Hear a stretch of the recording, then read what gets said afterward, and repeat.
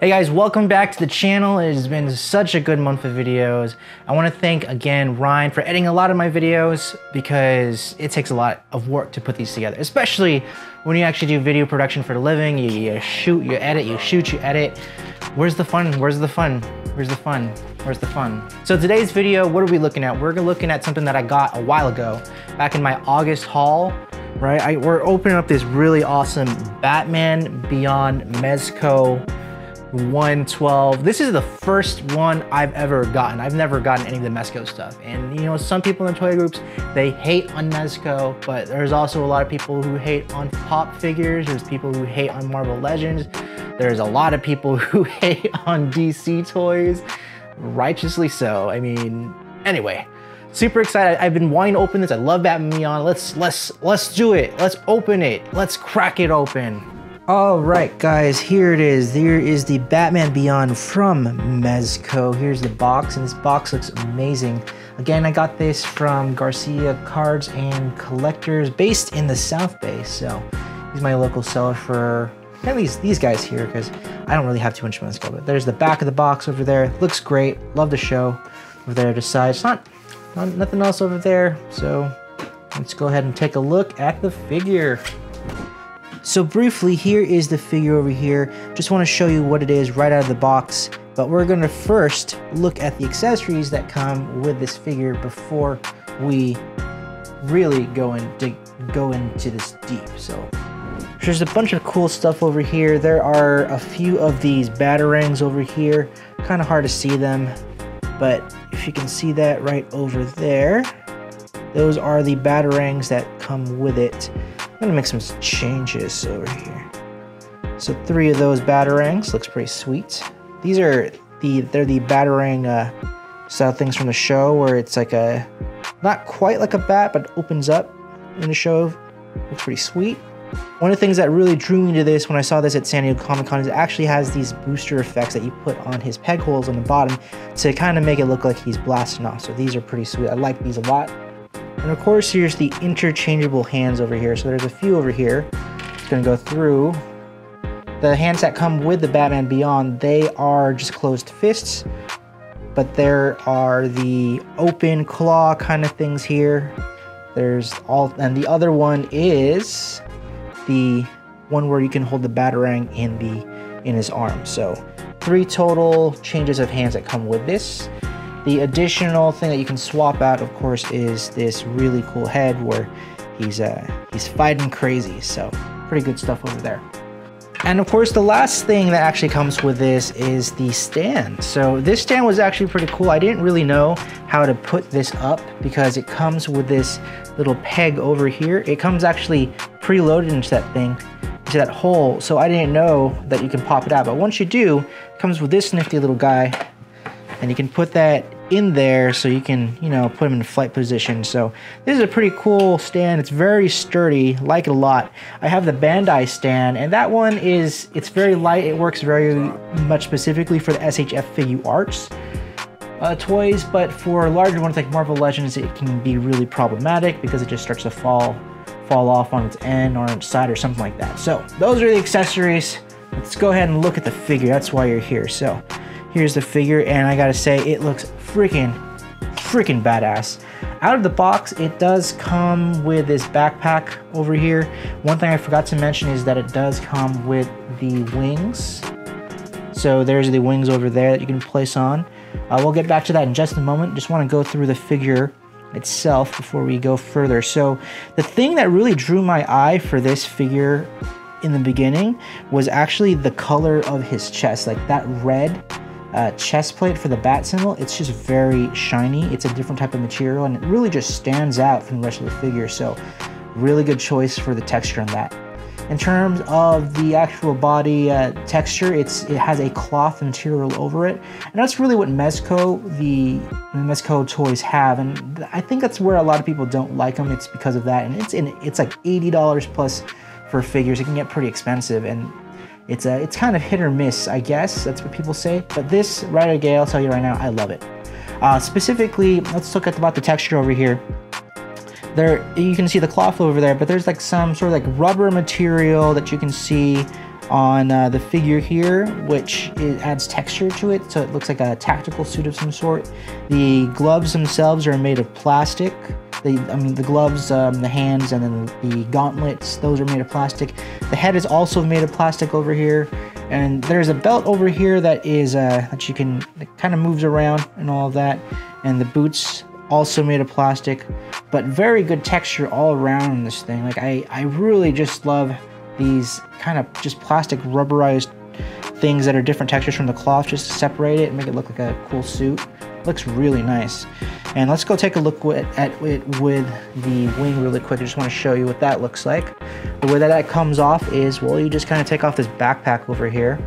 So once you take that off, it reveals the hole, and then there's only one way that you can put the wings on, which is upright. And there you go. Batman Beyond with the wings. Look at that, really cool stuff. To just look at the back really quick for the wings, there is a technology kind of texture where it comes out, and like, you know, nanobot style, so very cool there. Looks really good from the back. I'm gonna take this off because it is kind of pointy and I want to go through articulation. So next, let's take a look at the articulation. Let's see how we can bend this up. So let's start from the head and we'll go down. So there is full articulation on here in the head. So it's pretty easy to pop it off too. It doesn't feel like it's gonna break, which is nice. So it has pretty good 360. It can go down really quite down, which I like a lot. Up, it goes up pretty, not too much, but not bad. Like regular would be here, and actually can go up. So pretty good on the articulation for the head. For the arms, you can do the whole usual thing. You could go up and down like this. Of course, don't go around and around because of the cloth material. It's gonna catch and it's gonna break. For the arms, it is double jointed, so that's as far as you can really bend that dude over there. For the hands, they also move around on their own little ball axis here, so you can't really go too much on like, I forget, like these types of angles, you can't go too much, but you can get a pretty good amount of give. Pretty nice. For the ab crunch, if there is, I'm gonna move this over. There's a pretty good ab crunch. Like it's not massive, but that's as far as you can go forward. That's as far as you can go back. I know the Marvel Legends ones you can go way further forward or the back, but not bad. And then of course you can also move the torso in mid-torso range, and you can also move it on the belt on his waist as well. So two ways to move the torso from there. The gauntlets are nice. They also hurt, so careful. They do hurt. I'm just gonna bring those up really quick. So let's go ahead and look at the legs and everything now. So legs, they are gorgeous. Like I gotta say, you can bring that up, that far up, and then it doesn't even bend. Like if you have the DC icons thing, I've mentioned this before in other videos, but if you bring them up, it's always like that. That's as far up and it's always bent like this. So here, it's pretty close. You can almost get it straight, which is nice. I really like that. That's one of my pet peeves when it comes to bending legs. For the knees, double joints, so really good massive kind of kick over there. Like that a lot.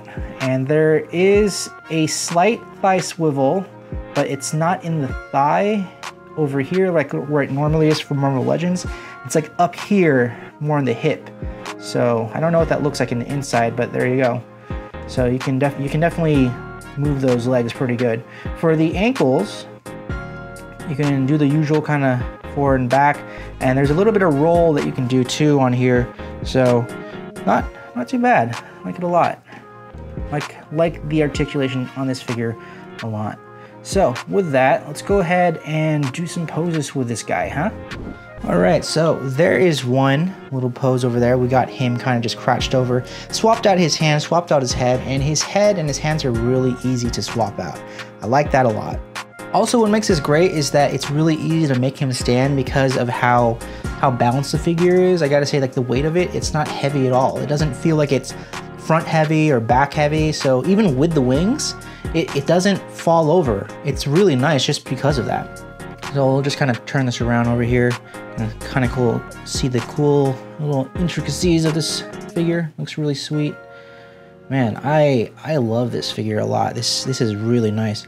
If you get the toy, there's a paper there that says that this is not a toy. It's a collectible.